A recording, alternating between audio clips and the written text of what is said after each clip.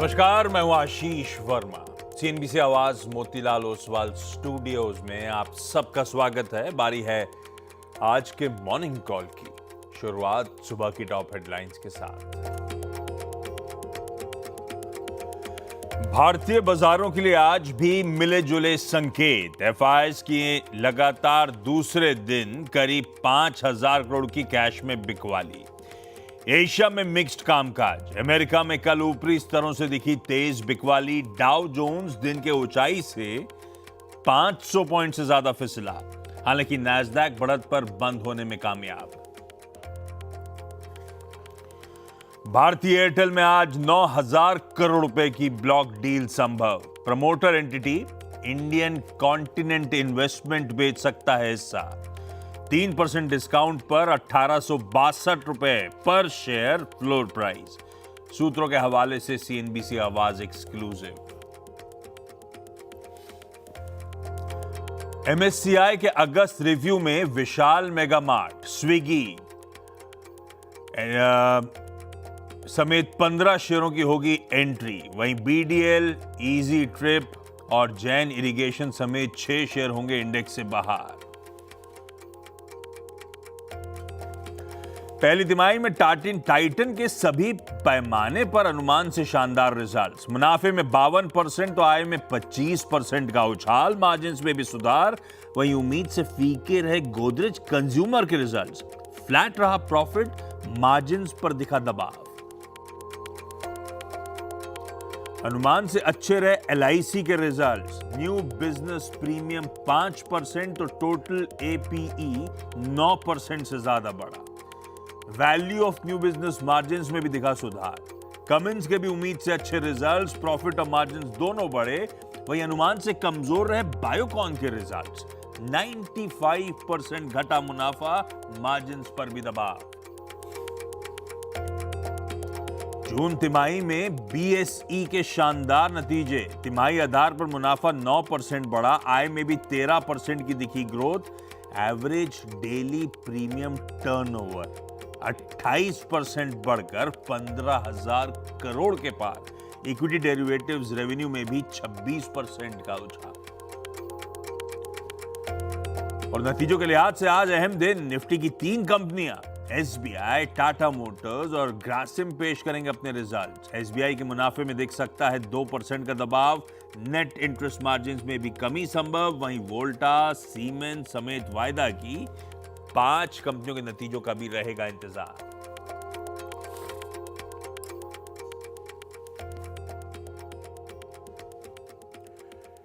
चलिए भाई, शुक्रवार की सुबह इस बेहद इंटरेस्टिंग और कह सकते हैं थकाने वाले हफ्ते का आखिरी कारोबारी सत्र।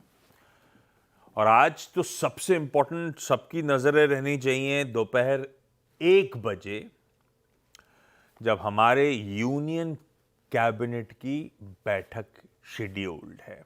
पीएम मोदी डिस्कस करेंगे टैरिफ्स का पोटेंशियल इंपैक्ट अपने बाकी कलीग्स के साथ, और शायद गवर्नमेंट स्ट्रैटेजाइज कर रहा हो तो क्या इंपैक्ट हमारे पर इसका आकलन हो रहा होगा। जो 21 दिन की सो कॉल्ड विंडो है, इसमें नेगोशिएशंस पर चर्चा हो रही होगी। कितना लीवे देना है, कितना सख्त रवैया रखना है, आई एम श्योर इस पे बातचीत हो रही होगी। कैसे रिटेलिएट करना है कि नहीं करना है, हु नोज। यूएस के ध्यान रखिएगा 40 बिलियन डॉलर्स के आसपास के इंपोर्ट्स भी तो होते हैं। आई एम श्योर ये सब चीजें टटोली जा रही होंगी उस डिस्कशंस के बीच में, उस कैबिनेट मीट के बीच में। इनफैक्ट एक्स ऑफ यूएस बाकी देशों से ट्रेड निगोशिएशंस किस हद तक तूल पकड़ने, उस पर चर्चा हो रही होगी। मिसाल के तौर पे पीएम मोदी शायद हो सकता है इस मंथ एंड चाइना जा रहे हैं। खबरें ऐसी हैं कि रशियन प्रेसिडेंट और ब्राजीलियन प्रेसिडेंट इंडिया आने की बातें चल रही हैं। तो है सब कुछ इंटरेस्टिंग, सब पे नजर रखेंगे। खैर, आउटकम जो भी होगा वो तो सीएनबीसी आवाज पे आपको पता चलेगा। दूसरा और इक्वली इंपॉर्टेंट कह लीजिए, एक और रिजल्ट्स हेवी डे सामने खड़ा है। प्रोड्यूसर साहब ने हेडलाइन में मेंशन करा 3 निफ्टी की, 5 वायदा की, और उसमें सबसे इंपॉर्टेंट तो आज दोपहर में जब स्टेट बैंक ऑफ इंडिया के रिजल्ट्स आ रहे होंगे उस पर सबकी नजरें। अच्छा, अब जरा कल का वो जो वीकली ऑप्शंस एक्सपायरी वाला इंट्राडे सेशन था वो जरा स्क्रीन पर लेकर आइएगा। ट्रंप की टैरिफ्स, या कह लीजिए ट्रंप की, इसको रोकिएगा स्क्रीन पे, ट्रंप की एडिशनल टैरिफ्स की खबर पे हम रिएक्ट कर रहे थे। सदा हुआ सा रिस्पॉन्स था। 100-110 पॉइंट दबाव के साथ शुरुआत हुई थी, आधे % कमजोरी के साथ। उसके बाद तकरीबन 10 बजे के आसपास पीएम मोदी का स्ट्रांग मैसेज, जिसने सामने रख दिया हमारा कड़ा रुख। उसके बाद थोड़ी सी नर्वसनेस क्रीप इन हुई। वो 100-110 पॉइंट वाला निफ्टी एक समय 225 पॉइंट दबाव के साथ 1% कमजोरी के साथ कामकाज कर रहा था। वो तो कह लीजिए 24,500 के नीचे खुले थे और 24,350 के शेड नीचे स्लिप हो गए थे। और ये कह लीजिए 1:45 बजे के आसपास, वो कहते हैं फाइनल आज, पेनल्टीमेट आज सेशन के, गजब की, वो वी थोड़ा आधा ही रह गया लेकिन गजब की कह सकता हूं वी शेप रिकवरी थी भारतीय बाजारों में। 230-225 पॉइंट इन रेड वाला निफ्टी फाइनली 22 पॉइंट ऊपर जाके बंद होता हुआ नजर आया। वो है पावरफुल कमबैक की रिकवरी आपकी स्क्रीन पे। अब कई सारे सवाल सबके जहन में होंगे, क्या वो गजब इंट्राडे पुलबैक इंडिकेट कर रहा है कि एटलीस्ट शॉर्ट टर्म में भारतीय बाजारों की कुछ तस्वीर बदली है? क्या ये जो कल इंट्राडे में रिकवरी आई थी कुछ स्ट्रेंथ का सिग्नल है? क्या टेक्सचर भारतीय बाजारों का at least for the time being बदल गया है? क्या बाय ऑन डिप्स का टेक्सचर है? अपना काम है सवाल पूछ लेने का। कुछ देर बाद वीरू से इन सब का जवाब लेंगे अपन। पर एक बात सच है, हिस्ट्री कहती है कि वो जो पैनिक बॉटम्स बनते हैं ना, वो एटलीस्ट नियर टर्म में टिकते हैं। देखते हैं वो। हाल इन सब की बातों के बीच में दो बात इंपॉर्टेंट ध्यान रखिएगा, ना एफआईएस का रुख बदला है, ना उनके सिस्टम में शॉर्ट्स रिड्यूस हुए हैं कल की रिकवरी के बावजूद, और ना वो अनसर्टेनिटी के बादल छटे। ये सब ध्यान रखना है हमें। GIFT Nifty first opening indication दे रहा है कल की पावरफुल इंट्राडे कमबैक के बाद फर्दर लेग्स नहीं है। 25-30 पॉइंट दबाव के साथ भारतीय बाजार कामकाज की शुरुआत करेंगे। लाइए ग्लोब पर नजर कास्टिंग, फिर चर्चा करी जाए हॉर्मास के साथ। गिफ्ट निफ्टी दिखा दिया आपको मैंने 25-30 पॉइंट दबाव के साथ इस समय कामकाज। हमारे एशियन पियर्स जो खुल गए वो आपकी स्क्रीन पे मिला जुला सा कामकाज। ओवरनाइट यूएस में क्या हुआ, हम पचा के गए थे भाई, आधे % से 3/4% यूएस के फ्यूचर्स मजबूत। एक्चुअल सेशन में तो मामला डगमगा गया था, ऊपर से ठंडा पड़ गया यूएस का मार्केट। अरे यूएस का एक्चुअल सेशन दिखाइए क्विकली स्क्रीन पे। और आज सुबह की फ्यूचर जरूर 1/4-1/3% ऊपर ट्रेड कर रहे हैं। तो तब और अब की पहली प्लेट कहेगी जहां छोड़े थे उससे कुछ कमजोर। अगर नैस्डैक देखो तो जस का तस, बाकी कमजोर। तो मिला जुला सा रुझान कह लीजिए। पर हॉर्मास बताएंगे इस बीच हुआ क्या, डेवलपमेंट्स हैं कैसे। कुछ बोले क्या? कुछ खबरें तो मैं देख रहा था, कुछ कह रहे थे भारत का जिक्र आजकल रोज रात में करते हैं। भारत का जिक्र करते हैं, कहा कि नेगोशिएशंस की अभी कोई गुंजाइश है नहीं जब तक मामला सुलझ नहीं जाता। ये बात तो उन्होंने जब रिपोर्टर्स ने उनसे जब पूछा इस बारे में तो ये बात उन्होंने कही। लेकिन एक बड़ी डेवलपमेंट रूस के साथ उनकी हो रही है, जब वहाँ उन्होंने कहा है कि व्लादिमीर पुतिन के साथ जल्द मुलाकात हो सकती है। तो वहाँ पर कोई बड़ा डेवलपमेंट हो सकता है, तो इससे शायद पूरे दुनिया भर के बाज़ारों को थोड़ा सा एक डायरेक्शन मिले। क्योंकि कल हुआ ये है कि डोनाल्ड ट्रंप ने ये कह दिया कि वो फ़िलहाल तो पुतिन के बिहेवियर से काफ़ी निराश है, उनके बर्ताव से, लेकिन वो उनसे मिलेंगे बिना शर्त के कि वो ज़ेलेंस्की से मिले या ऐसा कोई शर्त मुझे नहीं रखनी। मैं वो हर संभव चीज़ करूँगा कि यूक्रेन का वो युद्ध जो है वह समाप्त हो, ये डोनाल्ड ट्रंप ने कहा। और साथ ही साथ रूस की जो विदेश नीति के एक मेंबर है यूरी उशाकोव, उन्होंने भी ये कहा कि दोनों पार्टियों ने एक बैठक के लिए सहमति बना ली है। वो बैठक कहाँ होगी इसका अब तक कोई जिक्र नहीं है, लेकिन अगले हफ्ते ये बैठक हो सकती है। ये रूस के जो विदेश नीति के जो सचिव है यूरी उशाकोव, उन्होंने बयान दिया। व्लादिमीर पुतिन से भी जब रिपोर्टर्स ने पूछा कि भाई किसने पहले पहल की, तो उन्होंने इस बात को नकार दिया, ये कहते हुए कि किसने पहले पहल की ये ज़्यादा ज़रूरी नहीं है। इस वक्त ये ज़रूरी है कि दोनों पार्टियों ने बैठक के लिए सहमति बनाई है। संयुक्त अरब अमीरात में शायद बैठक हो, क्योंकि उनके जो राष्ट्रपति है वो रूस के मित्र है, ये व्लादिमीर पुतिन ने कहा, और वो चाहते हैं कि वो इसमें मध्यस्थता करे और वहाँ पर बैठक हो। लेकिन अब तक कहाँ होगी बैठक, ये आखिर में तय हुआ नहीं है।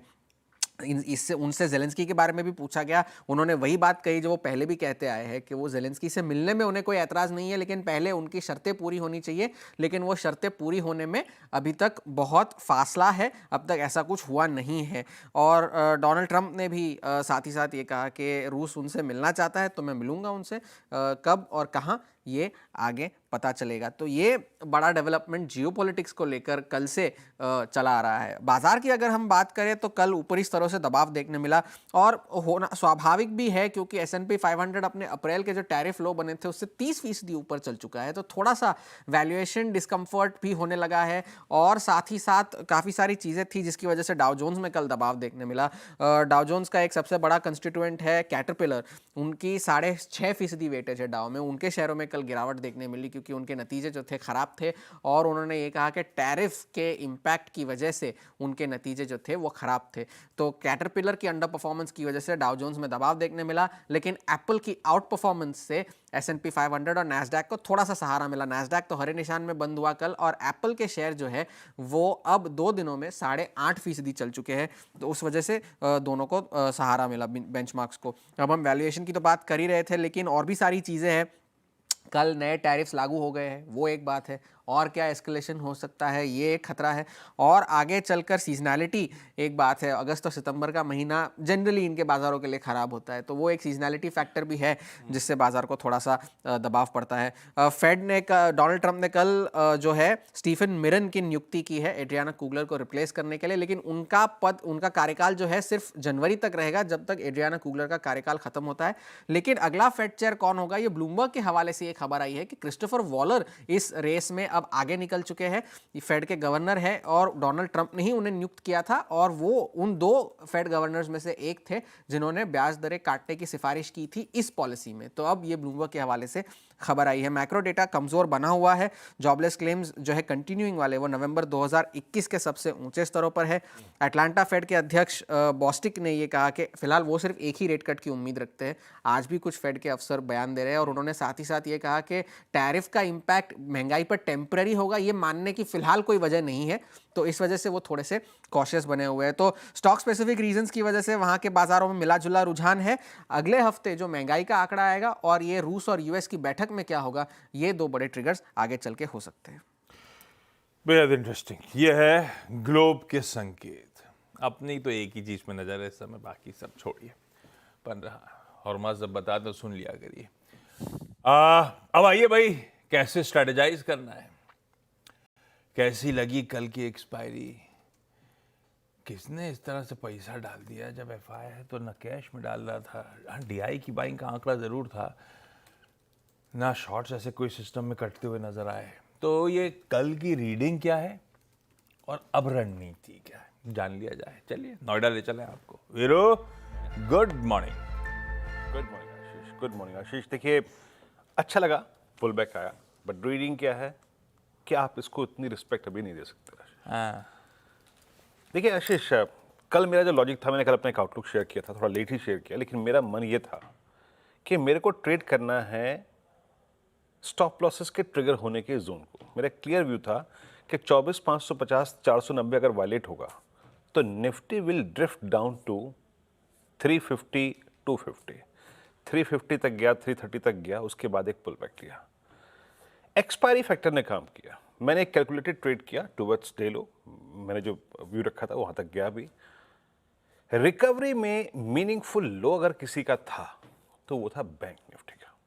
निफ्टी क्लोज हुआ है 100 डे मा पे, और निफ्टी बैंक का लो है exactly 100 day exponential moving average. मैंने अपनी कमेंट्री में कल क्लियरली कहा था, it's a sell on rise on bank Nifty, but 55 100 54 900 इन 200 पॉइंट से थोड़ा सा ठीक से टैकल कीजिएगा। That's 100 day exponential moving average और पुट राइटर्स का zone, quite capable of generating a pull back. तो इट्स जस्ट एक्सपायरी फैक्टर और पुल बैक। आपने बिल्कुल सही कहा आशीष, एक रत्ती भर शॉर्ट कवर नहीं हुई। लुक एट एफआई स्टैट्स, कल करीब 2997 करोड़ रुपए की सेलिंग, DI इसका स्ट्रॉन्ग सपोर्ट वो रिवर्सल जनरेट करके गया, लेकिन हायर लेवल पे इंडस्ट्रीज पे, निफ्टी बैंक पर एफआईएस ने फिर शॉर्ट किया। 1130 करोड़ रुपए की सेलिंग, 68 कॉन्ट्रैक्ट शॉर्ट, यानी सिंपली मीनिंग ये है कि उनके जो नेट शॉर्ट हैं वो फर्दर कैपिटलाइज होकर करीब 1,73,000 कॉन्ट्रैक्ट हो गए हैं। दो चीज नहीं हो पा रही हैं, एफआई शॉर्ट कवर नहीं कर रहे हैं, हर पुल बैक पे शॉर्ट कर रहे हैं, और हम शॉर्टेस्ट मूविंग एवरेज को रीगेन करने में, क्लेम करने में सक्षम नहीं है। वही हमारा यार्डस्टिक होगा स्ट्रेंथ का, यार्डस्टिक होगा टू प्ले लॉन्ग। लेके आइए निफ्टी की प्लेसमेंट। देखिए आज आपको देख के बड़ा अच्छा लगेगा कि आज पुट राइटर्स में स्ट्रॉन्ग कन्विक्शन है, हम उनको भी रिस्पेक्ट देंगे। ठीक है, कल पुट बिकी है तो हम उसको रिस्पेक्ट देंगे। कल 24,500 पे पुट बिकी है, 24,400 पे पुट बिकी है, और कॉल राइटिंग प्लेसमेंट जो है ना वो है 24,700 पे और 800 पे। अब आपने पूछा कि जनाब 600 को क्यों नहीं बोला मैंने, 700-800 क्यों बोला? यस, मैंने 700-800 इसलिए बोला क्योंकि जो बात मैंने अभी कही, that 10-day exponential moving average, वो यहाँ पे प्लेस्ड है। लिखा ये पिरामिड्स आपकी स्क्रीन पे। Strong put writers, call writers भी हैं, बट कॉल राइटर्स के पास अभी है 10 डेमा। अप्रोच लेके आइए लेवल्स स्क्रीन पे। RS1 is exactly first call writers zone और 10-day एक्सपोनेंशियल मूविंग एवरेज, जो कि अभी भी फॉलिंग ट्रेजेक्ट्री में है। जब तक आशीष RS1 की ट्रेजेक्ट्री 671 732 नहीं क्रॉस होगी, मैं सेवन राइज रखूंगा। हाँ, 732 कट गया तो a short covering swing towards 883 looks possible.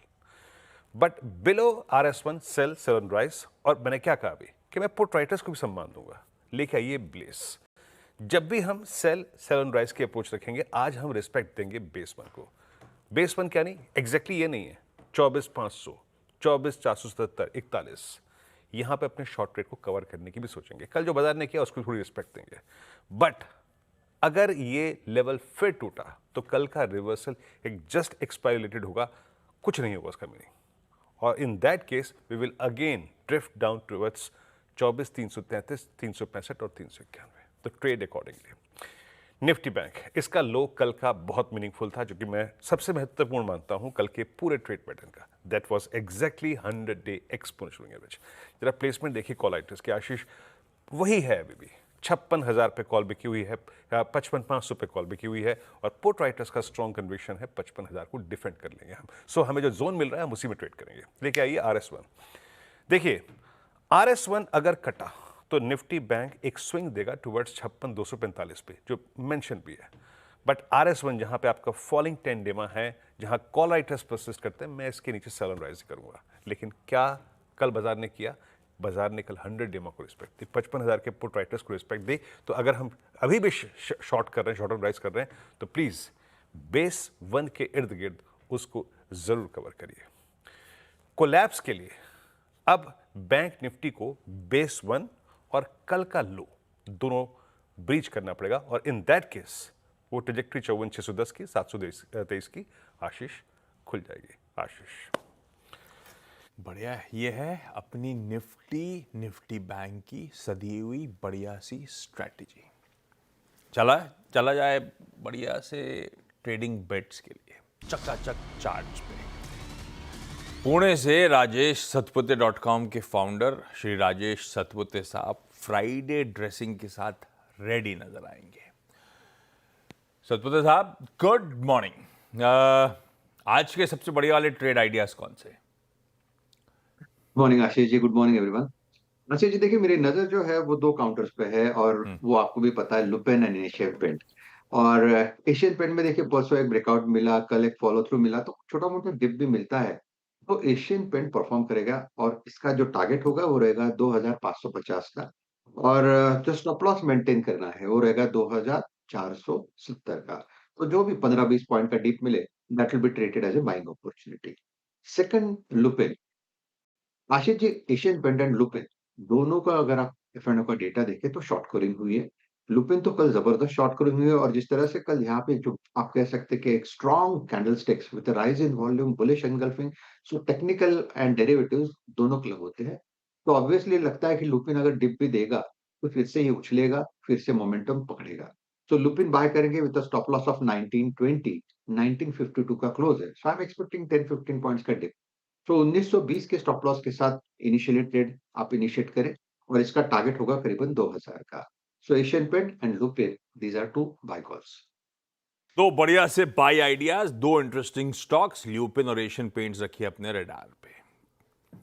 Satpathy साहब होंगे अब 8 बजे के पैनल में अपने साथ, तब सर से और बातचीत हो रही होगी। अभी के लिए thank you so much.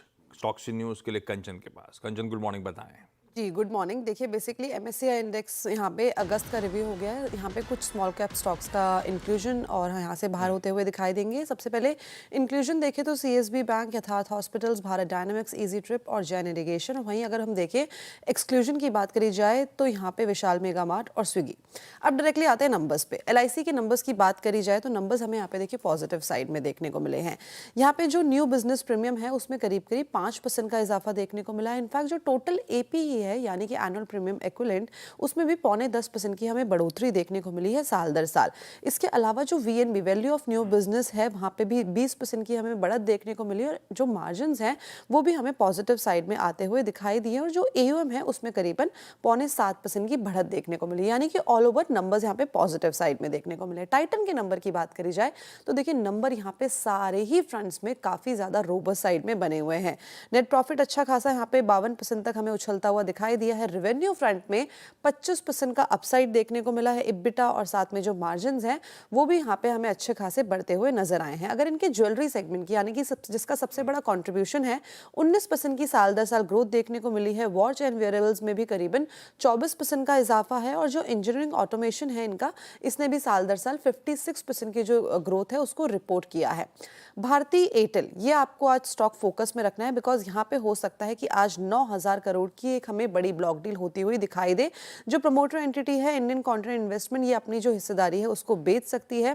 Flow price की बात करी जाए तो 1862 रुपीज पर शेयर, और यानी कि अगर इसका करंट मार्केट प्राइस देखा जाए तो वहां से करीब करीब ये 3% डिस्काउंट में जो डील है वो हमें होती हुई दिखाई देगी। गोदरेज कंज्यूमर्स, देखिए नंबर यहाँ पे थोड़े से हमें पस्त देखने को मिले हैं। नेट प्रॉफिट, रेवेन्यू यहाँ पे हमें ठीक देखने को मिला है, लेकिन जो इनके ऑपरेटिंग नंबर्स हैं यहाँ पे थोड़ी सी दिक्कतें दिखाई दे रही हैं। एबिटा और जो मार्जिन्स है ये लॉस की तरफ बढ़ते हुए दिखाई दिए। वॉल्यूम ग्रोथ की बात करी जाए तो ये भी केवल 5% हुई है और इनका जो सबसे लैकिंग सेगमेंट रहा है वो रहा है सोप सेगमेंट। इंपॉर्टेंट ये होगा कि मैनेजमेंट ये कह रहा है कि जो Q2 है वहाँ पे भी जो हमें नंबर्स है इसी तरीके के देखने को मिलेंगे, लेकिन हो सकता है कि अगर पाम ऑयल में नरमी आए तो सेकेंड हाफ ऑनवर्ड्स थोड़ी सी रिकवरी की उम्मीदें जताई जा रही हैं। रखिए इन स्टॉक्स को रडार पे। क्विकली लाइए ब्रोकरेज रिपोर्ट का स्टिंग। खबरों वाले स्टॉक्स में, अच्छा रिजल्ट्स वाले तो अपन डिस्कस कर चुके हैं और आगे डिस्कस कर रहे होंगे। एक इंटरेस्टिंग खबर आई थी AU स्मॉल फाइनेंस बैंक को लेकर कि RBI ने इन प्रिंसिपल अप्रूवल दे दिया है यूनिवर्सल बैंक बनने के लिए। तो मॉर्गन स्टैनली की रिपोर्ट, ओवरवेट का स्टैंड मेंटेन कर रहे हैं, 860 का टारगेट।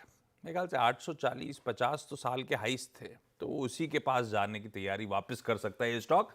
कल की क्लोज से 15% के आसपास का अपसाइड। भाई बढ़िया, ये लाइसेंस मिलने से हुआ क्या, ब्रांड की विजिबिलिटी बढ़ेगी, लाइबिलिटी फ्रेंचाइज बढ़ रही होगी और स्ट्रॉन्ग ग्रोथ सस्टेन होती हुई नजर आएगी। पसंद आ रहा है, खबर तो अच्छी है ही है। खैर इसको रखिए रडार पे। क्विकली छोटा सा ब्रेक ले लेता हूँ। ब्रेक के उस पर जब लौट के आऊँगा तो अब तो अहमदाबाद ले चलूँगा। अभी पुणे गए थे अपन। अहमदाबाद से रवि देवरा साहब होंगे कमोडिटी कॉल्स के लिए, और साथ साथ आज का इवेंट्स कैलेंडर लेके आते हैं। रवि जी गुड मॉर्निंग, बस आ रहा हूँ।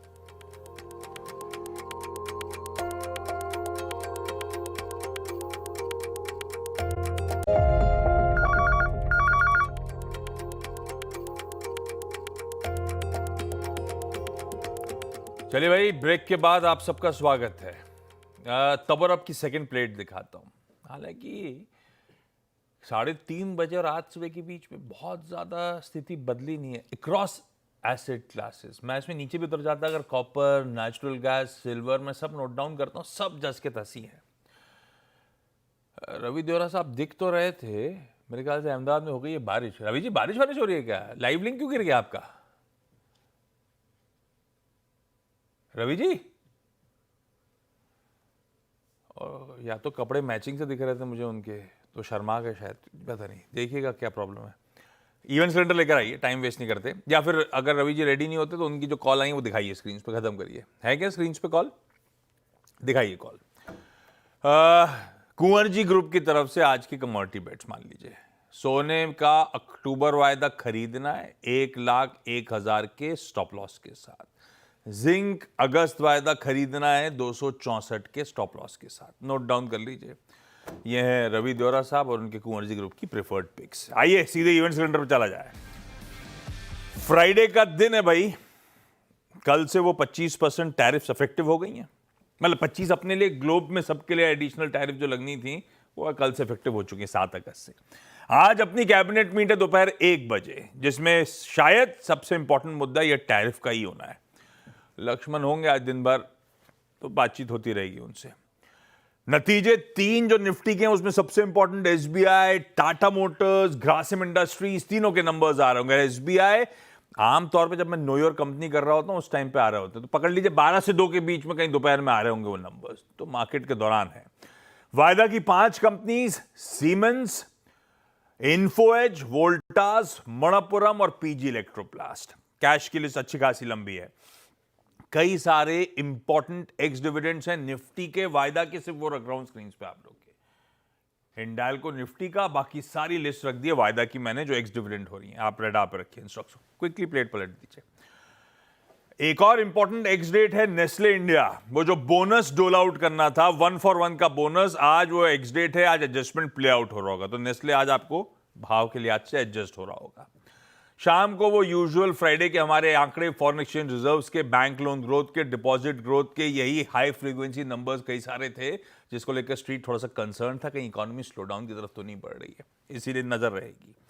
सुप्रीम कोर्ट में आज फाइनल हियरिंग डेट है जीएसटी ऑन ऑनलाइन गेम्स पे, उसकी एप्लीकेबिलिटी पे क्लैरिटी आएगी शायद। उसके बाद ये जो 2.5 लाख करोड़ का टैक्स डिस्प्यूट है, भारत की लीगल हिस्ट्री का one of the biggest tax dispute है, जिस पे आज हियरिंग खत्म होगी, कंक्लूड करे जाएंगे आर्ग्यूमेंट्स, जजमेंट रिजर्व करेगा सुप्रीम कोर्ट। दूसरा, Jammu and Kashmir statehood restoration को लेकर जो गुहार आई थी उसकी भी सुनवाई आज सुप्रीम कोर्ट करने जा रहा है। तो 2 इंपॉर्टेंट चीजें सुप्रीम कोर्ट पे नजर आएगी। आज रिलीज के तौर पे एक अंग्रेजी है, डिज्नी की फ्रीकियर फ्राइडे, इंग्लिश कॉमेडी है। इससे पहले फ्रीकी फ्राइडे आई थी मेरे ख्याल से अर्ली 2000 में, बहुत बार देखी मैंने, अपने लैपटॉप में सेव्ड थी, तो मैं बार बार कुछ नहीं होता था देखता रहता था। गजब मूवी थी। अब पता नहीं फ्रीकियर फ्राइडे कैसी है। अच्छा, एक और टीजर के तौर पे चाचा जी जुड़ेंगे आज। कुछ कंफ्यूजन था, चाचा जी शायद कहीं जाने वाले थे, नहीं जा रहे अपने शो के लिए। 12:30 बजे चाचा भतीजा निफ्टी होने वाला है चाचा जी के साथ। गिफ्ट निफ्टी के संकेतों के साथ छोड़े जा रहा हूं, 20-30 पॉइंट हल्के लाल निशान के साथ शुरुआत। ब्रेक के उस पार आज का फ्राइडे का सीधा सौदा। नमस्कार।